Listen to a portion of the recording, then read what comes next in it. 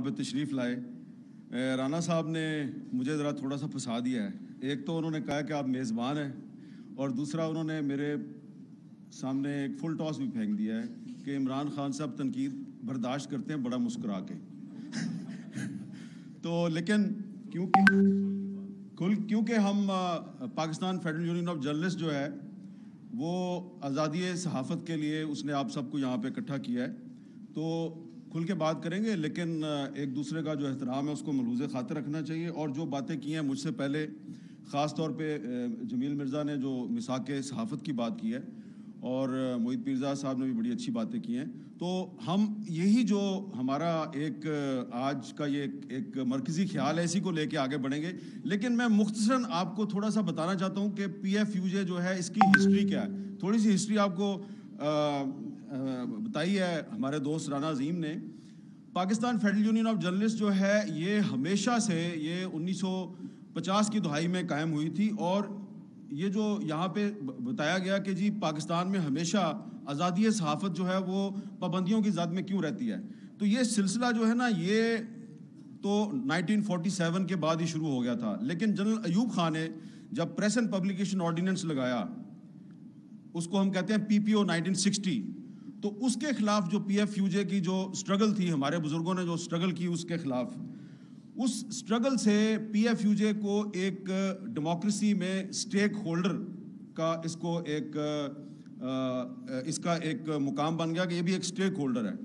اور سب سے اہم ترین بات ہے جو ابھی کہا گیا کہ جی کچھ لوگ جو ہیں وہ ایک پولیٹیکل پارٹی کے ساتھ ہیں، کچھ لوگ دوسری کے ساتھ ہیں، کچھ تیسری کے ساتھ ہیں. تو میں اپنے چھوٹے بھائی کو بڑے احترام سے کہوں گا کہ ہماری جو پی ایف یو جے کی ہسٹری ہے اس میں اس چیز کو بادر نہیں کرتے ہم کہ کون کس پولیٹیکل پارٹی کے ساتھ ہے. بادر صرف یہ کرنا ہے کہ آپ جس پولیٹیکل پارٹی کو سپورٹ کر رہے ہیں آپ کریں، لیکن اگر آپ کی آزادی رائے پہ، آپ کی آزادی اظہار پہ کوئی پولیٹیکل پارٹی پابندی لگاتی ہے، خواہ وہ حکومت میں ہے یا اپوزیشن میں ہے، تو آپ نے اس کے خلاف آواز بلند کرنی ہے. اس کی مثال یہ ہے کہ جب ذوالفقار علی بھٹو صاحب کی حکومت تھی تو روزنامہ جسارت جماعت اسلامی کا اخبار تھا، تو جسارت کو بند کر دیا گیا. تو پی ایف یو جے کے جو اس وقت ہمارے سربراہ تھے مناج برنا صاحب اور سیکٹری تھے نثار عثمانی صاحب، انہوں نے اس کی مخالفت شروع کر دی، مظاہرے شروع کر دیے. تو ہمارے کچھ دوستوں نے کہا کہ جی یہ تو جماعت اسلامی کا اخبار ہے، اور یہ جماعت اسلامی جو ہے اس نے تو ہمیشہ ہماری مخالفت کی ہے، تو آپ اس کے لیے آواز کیوں اٹھاتے ہیں. تو عثمانی صاحب نے کہا نہیں، یہ اخبار تو ہے نا، اور ایک خاص اسکول آف تھاٹ کا اخبار ہے، تو اگر اس کی آواز دبائی گئی ہے تو یہ فریڈم آف سپیچ کو دبایا گیا، تو ہم نے اس کی مخالفت کرنی ہے. انہوں نے کی اس کی مخالفت. پھر ضیاء الحق صاحب کا دور آیا تو ضیاء الحق صاحب نے مساوات اخبار کو بند کر دیا جو پیپلز پارٹی کا ترجمان اخبار تھا. تو عثمانی صاحب نے کہا کہ ہم اس کی بھی مخالفت کریں گے. اور 1978 میں Pakistan federal union of journalist نے گرفتاریاں دینی شروع کر دیں. یہاں سے تحریک چلی.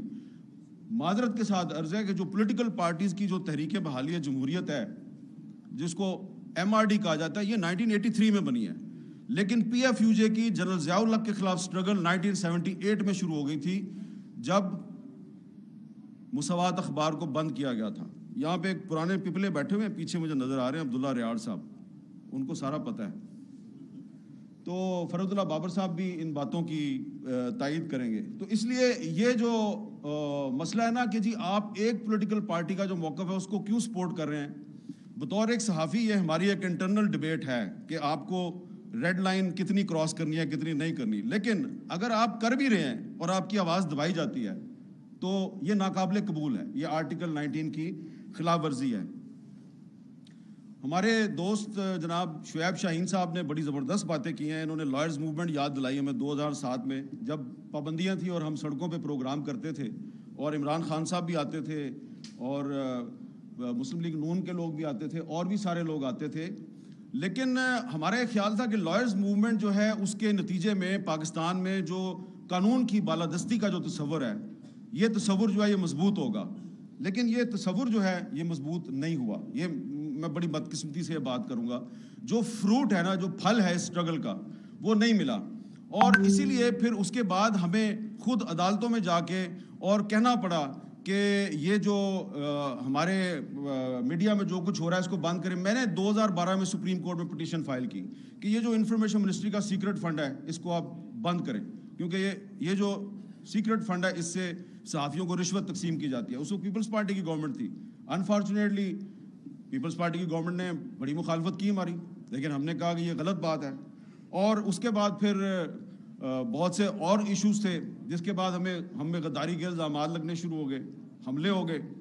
تو آج آپ کو بھی غدار کہا جا رہا ہے, آپ کو بھی غداری کے مقدمات میں ملوث کرنے کی دھمکیاں دی جا رہی ہیں. تو ہم نے تو بھائی ہمیشہ سے یہ جو غدار کا ٹیگ لگانے والے لوگ ہیں اور غداری کے سرٹیفکیٹ تقسیم کرنے والے لوگ ہیں, ہم نے تو ان کی ہمیشہ سے مخالفت کی ہے.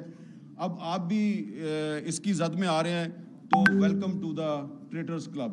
ہم آپ کو خوش آمدید کہتے ہیں غداروں کے کلب میں.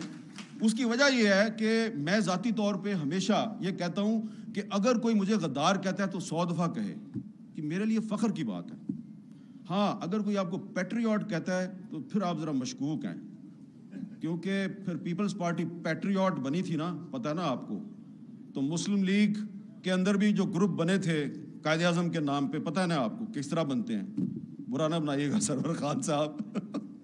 تو اس لیے اگر آپ کو کوئی پیٹریوٹ کہتا ہے تو پھر آپ مشکوک ہو جاتے ہیں. ہاں, کوئی غدار کہتا ہے اس کا مطلب ہے کہ یار یہ بندہ جو ہے نا یہ اس راستے پہ چل رہا ہے جس پہ فاطمہ جناح چلی تھی. سب سے پہلے اس ملک میں مادر ملت محترمہ فاطمہ جناح کو جنرل ایوب خان نے کہا یہ انڈین ایجنٹ ہے اور کہا کہ یہ غدار ہے.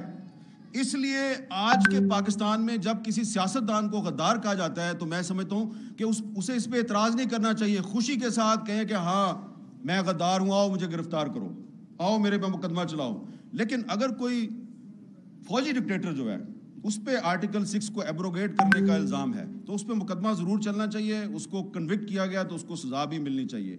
تو یہ شعیب شاہین صاحب جو ہیں یہ میری اس بات سے اتفاق کریں گے, انہوں نے بڑے خوبصورت طریقے سے آپ کو ڈیفائن کر دیا ہے کہ آئین کی خلاف ورزی ایک اور چیز ہے اور آئین کو ایبروگیٹ کرنا ایک اور چیز ہے.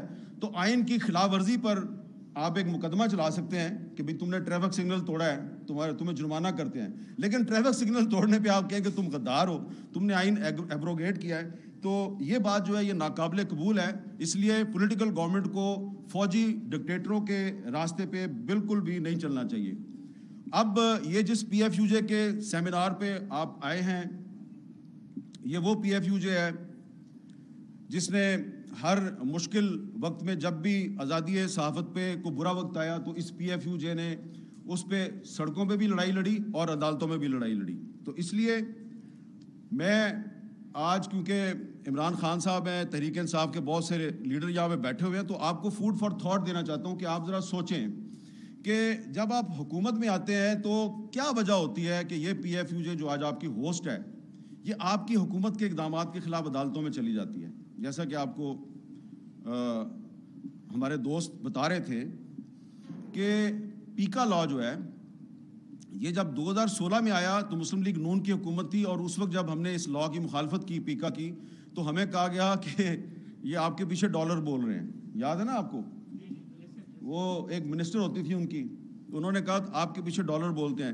ہم نے ان کو کہا کہ یہ تم آج 2016 ہے, تم یہ پیکا لا بنا رہی ہو, یہ اسی لا میں تم اندر ہو جاؤ گی. اب وہ کہیں نظر ہی نہیں آتی, پتہ نہیں کدھر چلی گئی ہے وہ. اچھا, اسی طرح پھر 2017 میں جب مسلم لیگ نون کی جو حکومت ہے اس نے ایک ایگزیکٹو آرڈر کے ذریعے تمام ٹی وی چینلز پر پابندی لگائی, تو ہم نے یہاں اسلام آباد میں ایک سکوت میڈیا کیمپ لگایا. ایک سکوت ڈھاکہ ہوا تھا, ہم نے کہا یہ سکوت میڈیا ہو گیا کیونکہ سارا میڈیا ہی بند کر دیا ہے. وہ فیض آباد میں دھرنا چل رہا تھا, اس کو روکنے کے لیے سارا میڈیا ہی بند کر دیا انہوں نے. تو یہ میں آپ کو اس لیے بتا رہا ہوں کہ کوئی بھی پولیٹیکل پارٹی ہو, پیپلز پارٹی ہو, مسلم لیگ نون ہو یا تحریک انصاف ہو, یہ پی ایف یو جے جو ہے یہ ہر حکومت کے دور میں جب بھی کوئی پابندی لگتی ہے تو یا تو ہمیں سڑکوں پہ آنا پڑتا ہے یا ہمیں عدالتوں میں جانا پڑتا ہے. تو یہ جو پی ایف یو جو ہے, اس پی ایف یو جے نے جب آپ نے پیکا آرڈیننس جو ہے وہ جب آپ نے لاگو کیا, اور میری انفارمیشن کے مطابق ڈاکٹر شیریں مزاری نے اس پہ آبجیکشن کی تھی, لیکن اس کے باوجود وہ ایک کابینہ کا بائی سرکولیشن اجلاس جو ہے اس نے اس کی منظوری دی اور آپ نے اس کو لاگو کر دیا تو ودن 24 آورز انہوں نے مجھے لاہور سے کہا جی اس کو چیلنج کرنا ہے. یہ جمیل مرزا صاحب آگے میرے پاس اگلے دن, ہم نے بہت جلدی میں ایک پٹیشن تیار کی, اس میں آرگومنٹس بھی صحیح طرح نہیں لکھے, بس کر کے صبح جا کر 9 بجے عدالت میں ہم نے اس کو داخل کروایا. اور اس دن جسٹس اطہر من اللہ صاحب کا اللہ بھلا کرے کہ انہوں نے اس کا جو سب سے خطرناک اس کی جو کلاز تھی اس کو انہوں نے سسپینڈ کر دیا. اگر وہ سیکشن 22 اگر وہ اس دن سسپینڈ نہ کرتے تو آج یہ آپ یہاں پہ جو سیمینار کر کے کوئی چلا جائے گا, کوئی پتہ نہیں شاید جا سکے یا نہ جا سکے, کہیں کہاں پھنس جائے. لیکن یہ ہے کہ یہ شعیب شاہین صاحب تو پچھلے سیمینار میں بھی تقریر کر کے ابھی تک آپ صحیح سلامت پھر رہے ہیں. اگر وہ اطہر من اللہ صاحب اس سیکشن کو سسپینڈ نہ کرتے تو یہ بات کرنا آج یہاں پہ بڑا مشکل ہو جاتا. اس لیے یہ بات بالکل صحیح کی جا رہی ہے کہ ملٹری ڈکٹیٹر کے دور میں اور آج کے دور میں جو فرق ہے وہ یہ ہے کہ ملٹری ڈکٹیٹر کے دور میں آپ کو پتہ ہوتا ہے کہ آپ کا دشمن کون ہے. یہ سویلین گورنمنٹ کے دور میں جو ایک آمرانہ قسم کے اقدامات لگتے ہیں تو وہ سامنے نہیں آتے, پتہ نہیں چلتا کون کیا کر رہا ہے. اسی طرح جو ایک تو پیکا آرڈیننس جو ہے, پیکا لا, یہ آزادی صحافت کے راستے کی بہت بڑی رکاوٹ ہے. ایک اور قانون ہے جو انگریز نے ہم پہ مسلط کیا تھا, 124A بغاوت کا مقدمہ. اور یہ 124A جو ہے یہ ٹریجڈی ہے بہت بڑی پورے سب کانٹیننٹ کی, کہ ایک کشمیری جرنلسٹ ہے فہد شاہ, سری نگر میں اس کو جیل میں ڈالا ہوا ہے 124A کے تحت.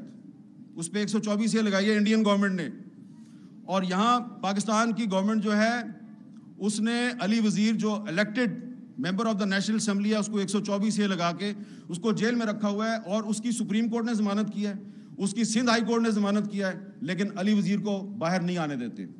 اور جب 124A کو ختم کرنے کے لیے کوئی سینٹ میں کوئی بل موو ہوتا ہے تو خواہ کوئی بھی گورنمنٹ ہو وہ اس کو پاس نہیں ہونے دیتی, اس کی مخالفت کرتی ہے. پی ٹی آئی کے دور میں جب رضا ربانی نے 124A کو ختم کرنے کے لیے بل پیش کیا تو اس کو ریجیکٹ کر دیا گیا. تو اس لیے اگر آپ چاہتے ہیں کہ پاکستان میں جو بولنے کی آزادی ہے اس کو تحفظ ملے تو یہ آپ کو پیکا لا ختم کرنا ہوگا, آپ کو 124A ختم کرنا ہوگا, آپ کو آفیشیل سیکرٹ ایکٹ ختم کرنا ہوگا, اور آرٹیکل 19 جو ہے, آرٹیکل 19 میں آپ کو امینڈمنٹ کرنی پڑے گی. آرٹیکل 19 میں امینڈمنٹ اس لیے کرنی پڑے گی کہ آرٹیکل 19 میں کچھ ایسی شرائط ہیں کہ آپ کی جو بولنے کی آزادی ہے اس پر پابندی ہے. مثلا اگر کوئی آدمی جو ہے یہاں پہ آ کے اس سٹیج پہ آ کے تھوڑی دیر بعد کوئی بھی میرے بعد آنے والا مقرر یہ کہتا ہے کہ پاکستان امریکہ کا غلام ہے اور پاکستان کو امریکہ کی غلامی نہیں کرنی چاہیے, آپ کو پتہ ہے یہ آرٹیکل 19 کی خلاف ورزی ہے. بہت سے لوگوں کو نہیں پتہ اس بات کا. یہ آرٹیکل 19 کی خلاف ورزی ہے کیونکہ آرٹیکل 19 میں انہوں نے ایک چھوٹے سے کچھ الفاظ شامل کیے ہوئے ہیں کہ آپ کسی دوست ملک کے خلاف بات نہیں کر سکتے. تو اب دوست ملک کون ہے بھائی, اس کی کیا ڈیفینیشن ہے؟ تو آپ نے اگر مجھے گرفتار کرنا ہے, ابھی میں کہہ دوں کہ امریکہ کی غلامی نامنظور, تو یہ آپ آرٹیکل 19 کے تحت مجھے گرفتار کر سکتے ہیں. تو جو میثاق صحافت ہے اس میں سب سے اہم چیز یہ ہونی چاہیے کہ یہ جو آرٹیکل 19 میں آپ نے کولونیل مائنڈ سیٹ کو انجیکٹ کیا ہوا ہے, اس کولونیل مائنڈ سیٹ کو آرٹیکل 19 میں سے نکالیں. یہ آپ کی میثاق صحافت کے لیے بہت ضروری ہے. اس پہ جو تمام پولیٹیکل پارٹیز ہیں ان کو رول پلے کرنا چاہیے, اپنے